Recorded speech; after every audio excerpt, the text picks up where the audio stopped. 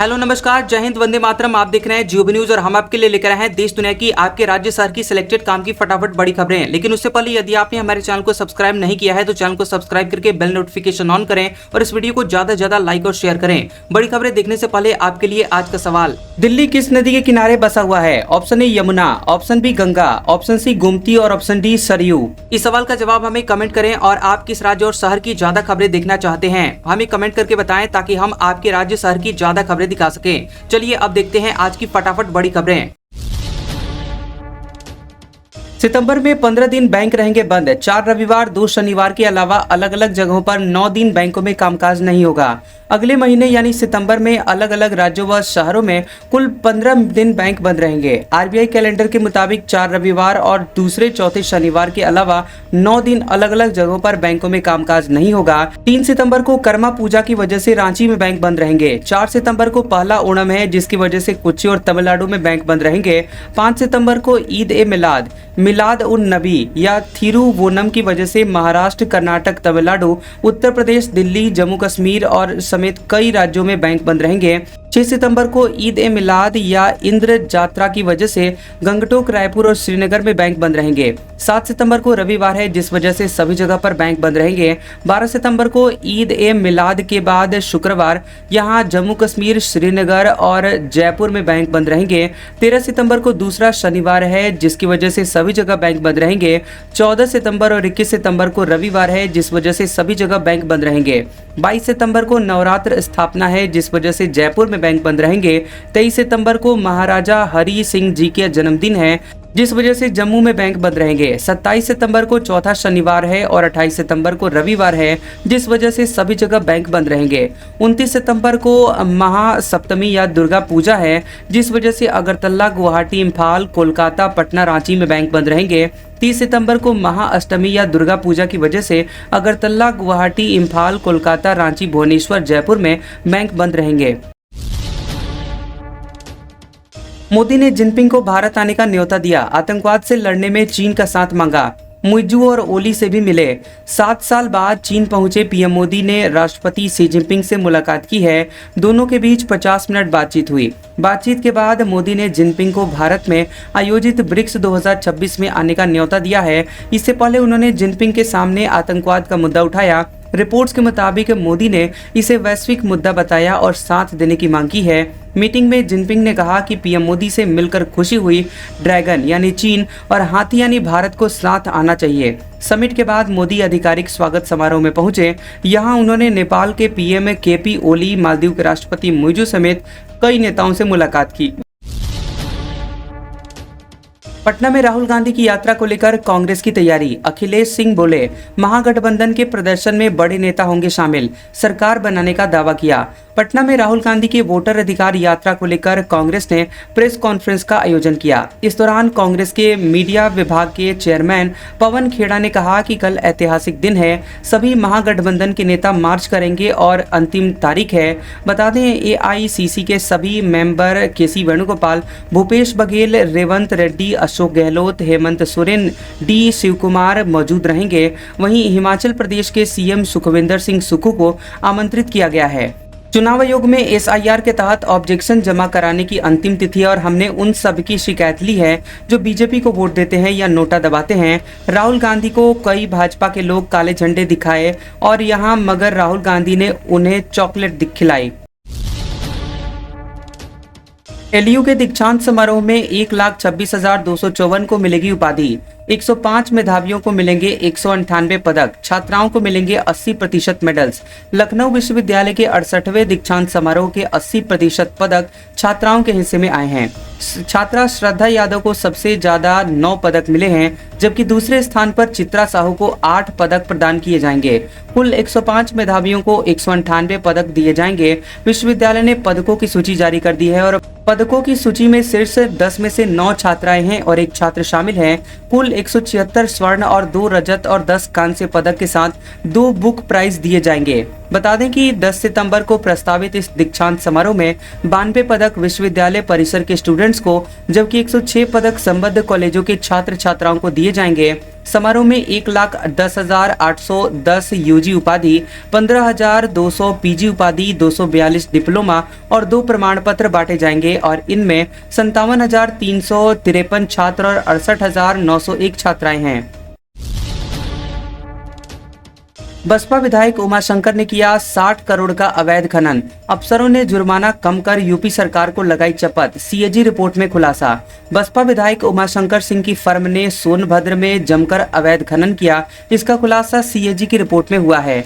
इसमें पट्टा धारकों के साथ अधिकारियों की भूमिका भी संदिग्ध बताई है। वहीं अधिकारियों ने पट्टा धारकों को फायदा पहुंचाने के लिए अवैध खनन पर लगाई गई जुर्माने की राशि को कई गुना कम कर दिया है। जो जुर्माना वसूला गया है वो रॉयल्टी की दर से वसूला गया है, जबकि नीलामी की राशि कहीं अधिक थी। इससे सरकार को भारी चपत लगी और पट्टा धारकों को मोटा मुनाफा हुआ। सीएजी की जांच में पता चला कि उमाशंकर सिंह की पत्नी की कंपनी छात्र शक्ति इंफ्रा कंस्ट्रक्शन ने नीलामी में 3,000 रुपए प्रति घन मीटर की दर से पत्थर के खनन का पट्टा हासिल किया था। यह रॉयल्टी दर 160 रुपए थी और छात्र शक्ति ने 33,604 घन मीटर गिट्टी का अवैध खनन किया। अवैध खनन के बदले जुर्माने की राशि रॉयल्टी मूल्य से 5 गुना वसूली गई, जबकि ये वसूली नीलामी दर से होनी चाहिए थी। यूपी में 8 आईपीएस के ट्रांसफर, 3 एसपी बदले। श्रद्धा पांडे समेत तीनों आईपीएस को पहली बार जिले की कमान, लाखन यादव को पीएसी भेजा गया। यूपी सरकार ने 8 आईपीएस अफसरों के तबादले कर दिए हैं। इनमें 3 जिलों शामली, कानपुर देहात और श्रावस्ती के एसपी बदले गए हैं। 2017 बैच की आईपीएस श्रद्धा नरेंद्र पांडे को कानपुर देहात का एसपी बनाया गया है। 2018 बैच के राहुल भाटी को एसपी श्रावस्ती और हाल ही में अपर पुलिस अधीक्षक से आईपीएस बने नरेंद्र प्रताप सिंह को शामली का कप्तान नियुक्त किया गया है। तीनों को पहली बार जिले की कमान यानी कप्तान बनाया गया है। नोएडा में डीसीपी लाखन सिंह यादव को 38वीं पीएसी अलीगढ़ भेजा गया है और हाल ही में प्रमोशन पाकर आईपीएस बने प्रवीण रंजन सिंह को गौतम बुद्ध नगर का डीसीपी नियुक्त किया गया है। इसके अलावा एसपी शामली रहे राम सेवक गौतम को पुलिस ट्रेनिंग सेंटर मुरादाबाद भेजा गया है। बरसाना में राधाष्टमी, तेज बारिश के बीच जन्मी राधा रानी, 15 लाख भक्त पहुंचे, जमकर आतिशबाजी हुई, विदेशी भक्त भी शामिल हुए। मथुरा के बरसाना में राधाष्टमी की धूम है और पूरा बरसाना लाडली जी के रंग में डूबा हुआ है। यहाँ की गलियों में राधे राधे की गूंज है और भक्त सखी और श्री कृष्ण के रूप में मंदिर पहुँच रहे हैं। बता दें कि राधा रानी के जन्म के बाद दर्शन के लिए 15 लाख भक्त बरसाना पहुंचे हैं। राधा रानी के जन्म के समय अचानक मौसम बदल गया, बादलों की गड़गड़ाहट के साथ बारिश शुरू हो गई।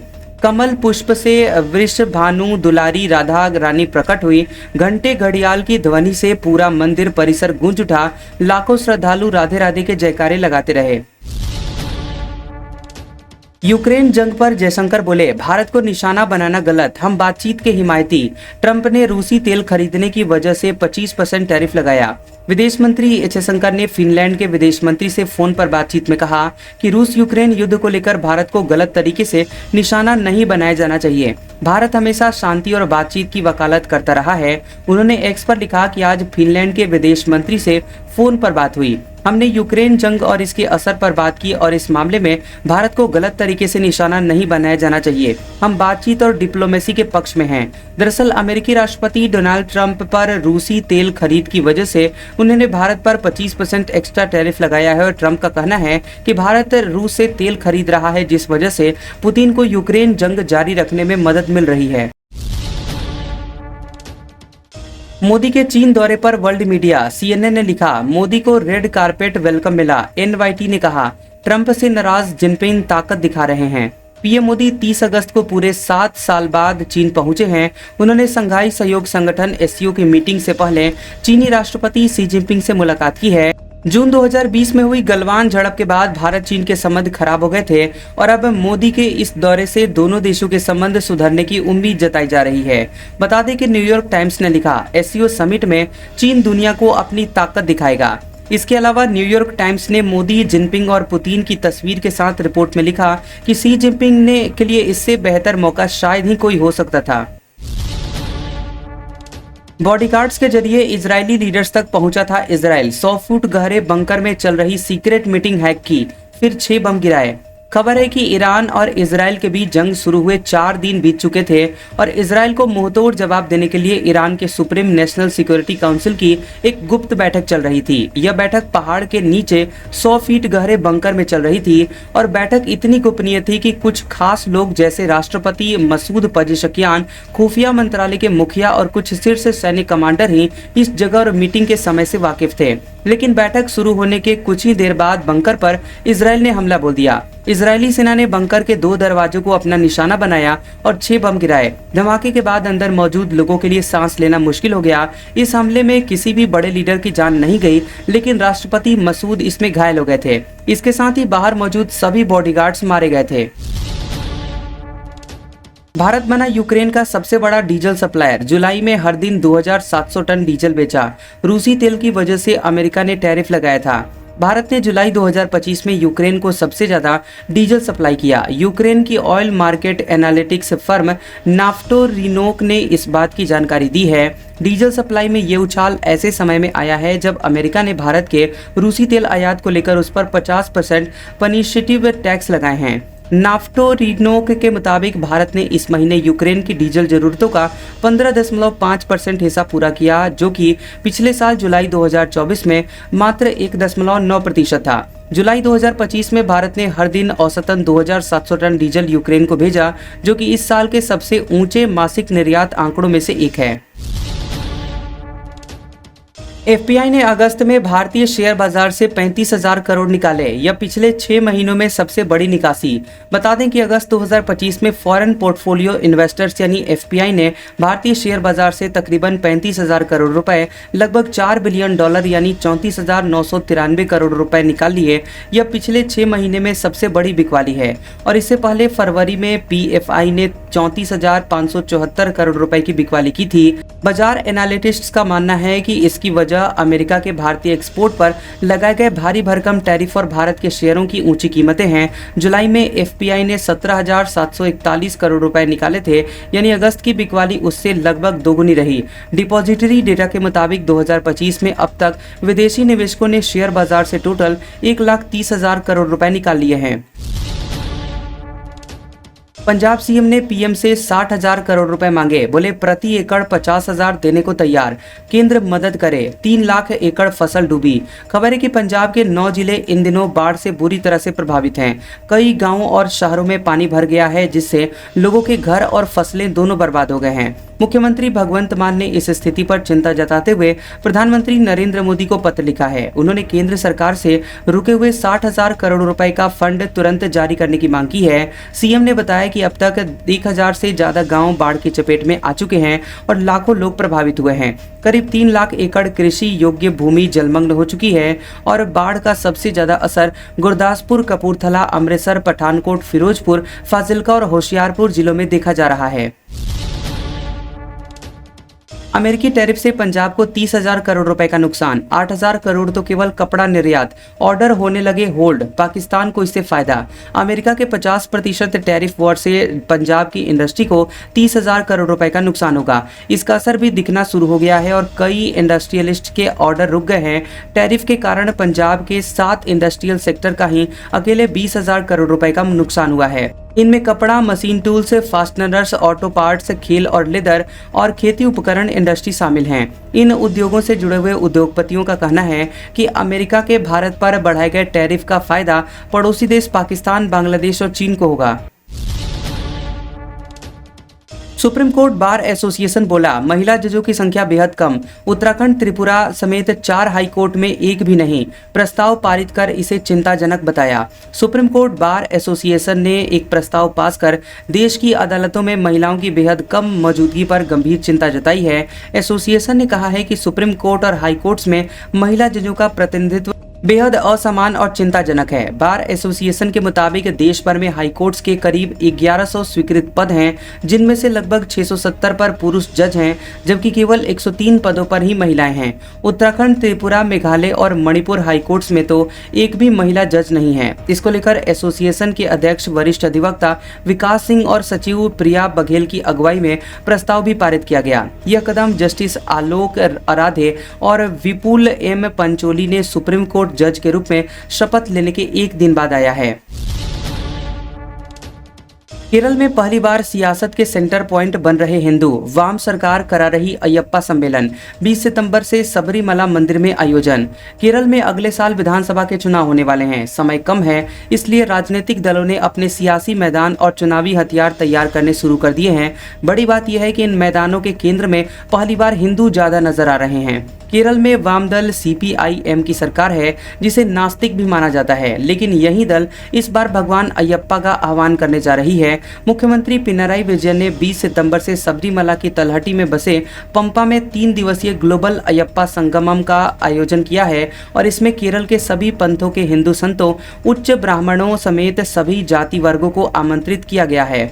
भगवान अयप्पा के नाम पर इतना बड़ा आयोजन इसलिए भी चौंका रहा है क्योंकि निचली जाति के हिंदू और OBC वोट हमेशा से CPIM को समर्थन देते आए हैं, लेकिन इस बार वाम दल की कोशिश उच्च कोटि के हिंदुओं को साथ लाने की है और यहाँ पर राजनीतिक विश्लेषक इसे 2018 के सबरीमला संकट के बाद वामपंथी दल द्वारा खोए हुए हिंदू वोटों को वापस लाने की कोशिश मान रहे हैं।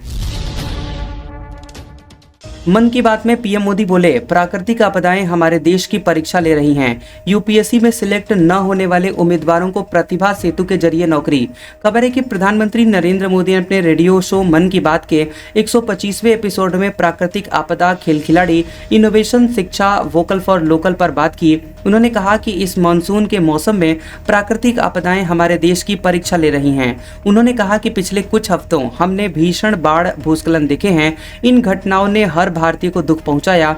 हम उन परिवारों के दुख में शामिल हैं जिन्होंने अपने प्रियजनों को खोया। जहां भी आपदाएं आई हैं, हमारे NDRF, SDRF के जवानों ने अन्य सुरक्षा बलों के साथ मिलकर दिन रात अथक परिश्रम किया है। PM मोदी ने कहा कि कई उम्मीदवार UPSC की फाइनल लिस्ट में जगह नहीं बना सके।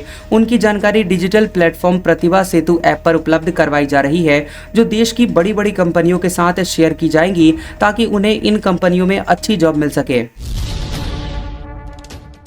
वायुसेना को सितंबर में 2 तेजस मार्क 1A विमान मिल सकते हैं। सरकार HAL से 97 नए फाइटर जेट भी खरीदेगी, रक्षा सचिव ने कंफर्म किया। खबर है कि रक्षा सचिव RK सिंह ने कहा है कि हिंदुस्तान एरोनॉटिक्स लिमिटेड HAL सितंबर में भारतीय वायुसेना के 2 तेजस मार्क 1A लड़ाकू विमान सौंप सकता है। इन विमानों में वेपन्स इंटीग्रेशन यानी हथियारों को जोड़ा भी जा सकता है और इसके अलावा सिंह ने बताया कि सरकार HAL के साथ 97 और तेजस खरीदने का नया करार करने जा रही है, जिसकी अनुमानित कीमत करीब 67,000 करोड़ रुपए होगी। फिलहाल 38 तेजस विमान वायुसेना में शामिल हैं। न्यूज एजेंसी ANI ने पहले रक्षा सूत्रों के हवाले से बताया था कि केंद्र सरकार ने 19 अगस्त को भारतीय वायुसेना के लिए 97 LCA mark 1A fighter jet खरीदने के लिए 62,000 करोड़ रुपए के प्रोजेक्ट को मंजूरी दी है। इंदौर आ रही एयर इंडिया फ्लाइट लौटी, दिल्ली में सेफ लैंडिंग। एयरलाइन बोली, पायलट को इंजन में फायर इंडिकेशन मिला था, 90 यात्री सवार थे। दिल्ली से इंदौर जा रही एयर इंडिया की फ्लाइट AI2913 A320 नियो विमान को दिल्ली लौटा दिया गया है। पायलट को दाहिने इंजन में आग लगने की सूचना मिली थी। वहीं एयर इंडिया ने कहा कि रविवार सुबह 6:15 बजे 90 यात्रियों के साथ प्लेन ने उड़ान भरी। करीब आधे घंटे बाद इंजन में फायर इंडिकेशन मिला। स्टैंडर्ड प्रोसेस के तहत पायलट ने इंजन बंद किया। बाद में प्लेन की एयरपोर्ट पर सेफ लैंडिंग हुई। एयरलाइन ने कहा कि ये प्लेन का ग्राउंड इंस्पेक्शन करवाया जाएगा। नागरिक उड्डयन महानिदेशालय को भी घटना की जानकारी दी गई है।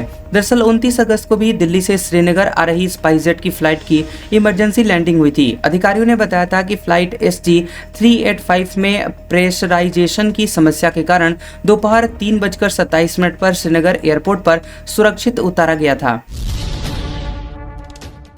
जस्टिस नाथ बोले, आवारा कुत्तों ने दुनिया भर में फेमस किया, उनकी भी दुआएं मिल रही हैं। 10 दिन पहले फैसला सुनाया था। खबर है कि सुप्रीम कोर्ट के जस्टिस विक्रम नाथ ने कहा कि मैं लंबे समय से कानून जगत में अपने छोटे छोटे कामों के लिए जाना जाता था। मैं आवारा कुत्तों पर आभारी हूं जिन्होंने मुझे न केवल देश में बल्कि दुनिया भर में फेमस कर दिया। वहीं केरल के तिरुवनंतपुरम में नेशनल लीगल सर्विस अथॉरिटी की तरफ से आयोजित मानव वन्यजीव संघर्ष पर एक क्षेत्रीय सम्मेलन में बोलते हुए जस्टिस नाथ ने कहा कि वह भारत के चीफ जस्टिस BR गवई को भी शुक्रिया अदा करना चाहते हैं, जिन्होंने यह केस उन्हें सौंपा। दरअसल 22 अगस्त को जस्टिस विक्रम नाथ, जस्टिस संदीप मेहता और जस्टिस NV अंजारिया की स्पेशल बेंच ने आवारा कुत्तों से जुड़े हुए मामले में फैसला सुनाया था। कोर्ट ने कहा था कि जिन कुत्तों को पकड़ा जाता है उनकी नसबंदी और टीकाकरण कर जहां से उठाया है वहीं वापस छोड़ दिया जाए। ये आदेश दिल्ली समेत पूरे देश में लागू होगा। राहुल गांधी का नाम लिए बिना रिजिजू बोले, ये चर्चा नहीं चाहते, ये सिर्फ पॉलिटिकल ड्रामा, इससे विपक्ष का नुकसान, हमारा बहुमत, हमें कोई समस्या नहीं। केंद्रीय संसदीय कार्य मंत्री किरण रिजिजू ने राहुल गांधी का नाम लिए बिना कहा कि अगर किसी दल का नेता बहस या चर्चा में रुचि नहीं रखता और सिर्फ राजनीतिक ड्रामा करना चाहता है तो विपक्ष का नुकसान हो रहा है, सरकार का नहीं। किरेन रिजिजू ने कहा कि सरकार बहुमत में है और चाहे तो विधेयक पास करवा लेगी, लेकिन इससे विपक्ष के सांसदों का ही नुकसान होगा। संसदीय कार्य मंत्री किरेन रिजिजू 30 अगस्त को बेंगलुरु में दुनिया के सबसे बड़े लोकतंत्र की संसदीय प्रणाली विषय पर वकीलों के संगठन को संबोधित कर रहे थे। उन्होंने कहा कि मैं युवा सांसदों से कहना चाहता हूं कि जब आपका नेता आपको संसद में हंगामा करने के लिए कहे तो उसका विरोध करें। आप संसद में जनता की आवाज उठाने के लिए आए हैं, न कि केवल हंगामा करने के लिए।